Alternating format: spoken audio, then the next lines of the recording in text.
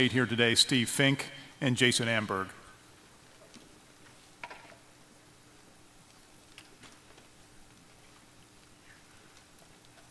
Far side.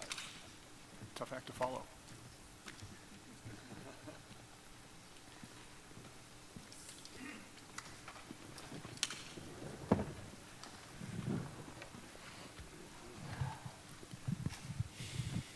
All right, a little different setting, huh? I'm Mike Riley, and I appreciate being back here once again to represent Oregon State football, and I'm very proud to bring these two fine young men with me. Markus Wheaton, who plays wide receiver for us, and Jordan Poyer, who plays corner, has covered kicks, returns kicks, and they're two great young men, great football players. So we're excited about heading into 2012. You know, we've had a couple of disappointing years. We're looking for that cycle of life to change back into good things at Oregon State. And I've gotten a very, very good vibe from this team since the end of last year. The work ethic, and the attitude, and I think probably in general just the kind of unified statement that they've made to get ready for the upcoming season has been most impressive. So, you know, we'll head into another year here into what I think is one of the, you know, I've been in the conference a long time now and watched it for many, many years and seen the changes. Actually, when I was a kid, I was in watching the Pac-8 conference with my dad coaching at Oregon State, and then coached in the Pac-10 and now in the Pac-12, and I think it's probably as competitive top to bottom as I've ever seen it. It's really exciting the way the format's been set up, and we're looking forward to going into a new year with new faces and some kind of new programs starting out. Go ahead and take questions.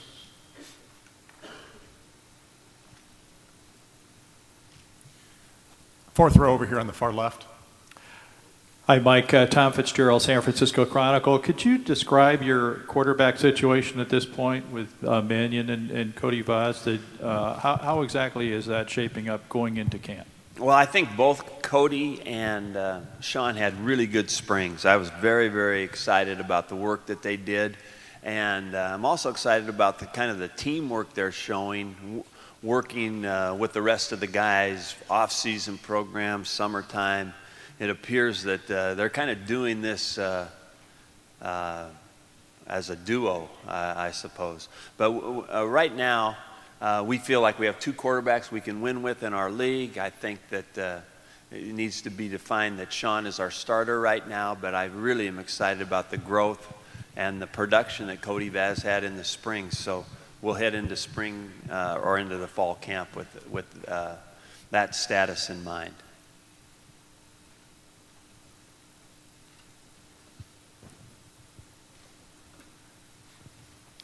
We've got a question from the back row in the center.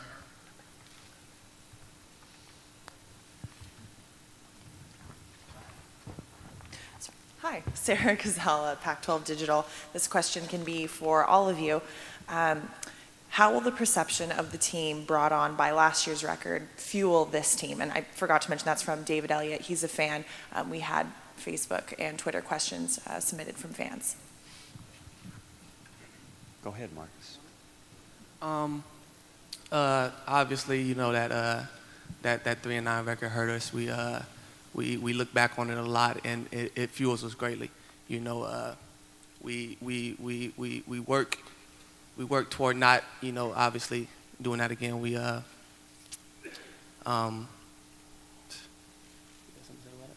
It's that taste in our mouth, man. Yeah. It hurts. You know, been there 3-9, and we don't want to feel that again. And we got a lot of experience coming back on the team, and you know, guys felt what that felt like last year. And you know, throughout this offseason, we've put it through guys' heads. You know, we don't want to feel that way again. So let's bust our butt right now, so that in the end, you know, it'll work out for the best. And our team was pretty young last year with a lot of freshmen playing. You know, so now that they see, you know, what we have to do, what it's like, you know, they know what we have to get done. Question from the theater seating, about 5 rows up on the left. Lindsay Schnell, the Oregonian. Mike, can you talk a little bit about the running back situation? Do you want it to be by committee again, or do you think it needs to be one person? Well, whatever works out, I'd like 1,800 yards mixed in there, Lindsay. That'd be good. I really don't. You know, we've historically been a team that's had Kenny Simonton, Steven Jackson, Evanson Bernard, Quiz Rogers. Had one back, but you know, the one thing I'll say is coming out of spring ball, I thought we had a number of backs that did well, and we'll add I think a good player to that group in the fall camp, and we're just going to let them play for a bit, and then make some decisions as to a starter or co-players or how that works. But I'm serious about the fact that, you know, whatever way it works, we have to run the ball better. That has been, you know, in the last 2 years, the biggest problem that we've had. You know, we're going to be able to throw the ball. We got good receivers. I think our defense is going to be much better. And I think one of the main keys to our team is our ability to run the football. It keys everything that we do, throwing, play action passes, all that stuff.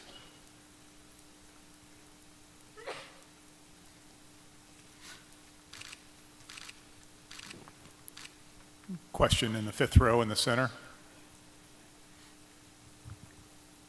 Mike, what's the status of Stan Hasiak? Right now, Stan is working in hopefully the final stages to finish what he's got to do in school, Ted.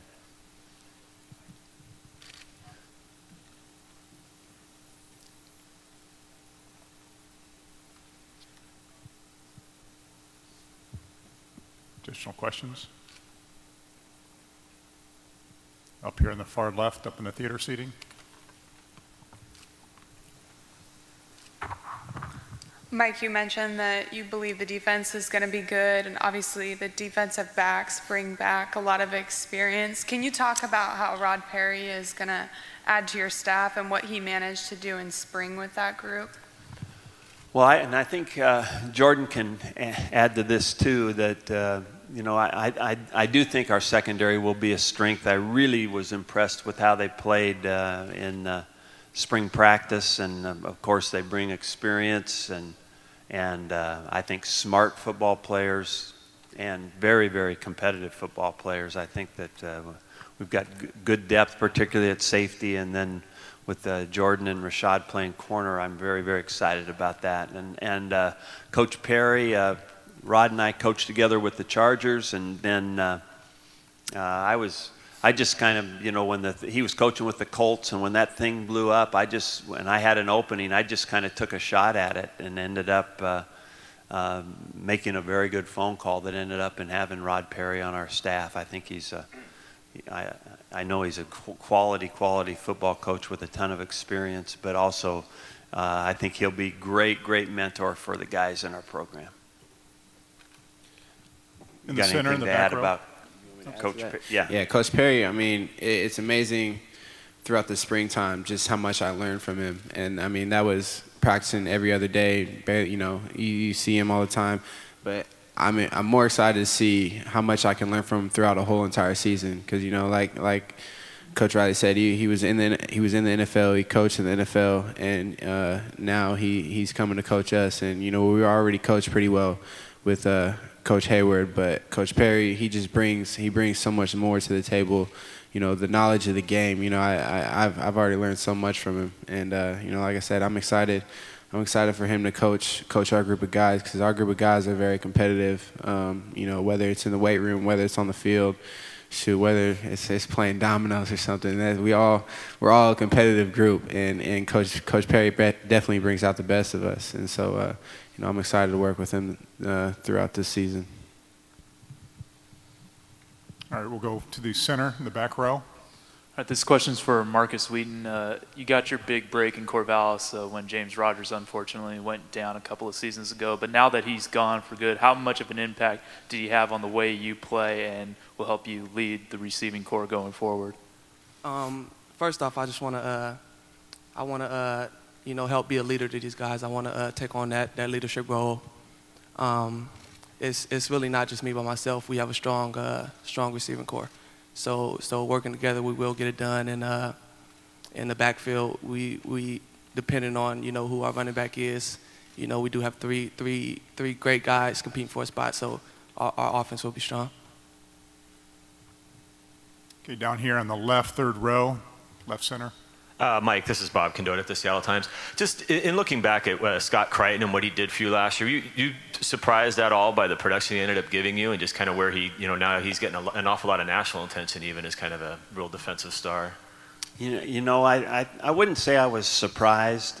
You never really you see the talent and you know the capability there, and of course we had redshirted him. And so I watched him all year on the scout team and knew what was there. But then the fact comes, can he bring it to the games and produce like that? And he is talented. And the thing I like about Scott Crichton and Dylan Wynn, both of them freshman defensive ends, they both improved their numbers dramatically, speed, strength in the offseason. So I appreciate that work ethic from two guys that did pretty well as freshmen, and I think that's kind of been what I've seen as a kind of an identity of this group in general. I think Scott is a real good example of that, just continuing to grow.